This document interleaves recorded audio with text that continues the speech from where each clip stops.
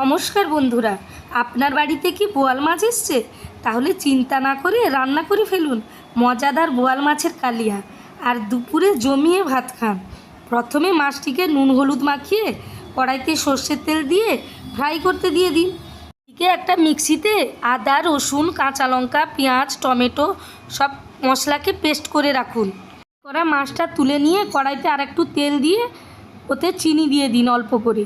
তারপর পেস্ট করা মশলাটা দিয়ে ওতে হলুদ গুঁড়ো, লঙ্কা গুঁড়ো, জিরে গুঁড়ো, ধনে গুঁড়ো মশলাটাকে ভালোভাবে কষাতে থাকুন।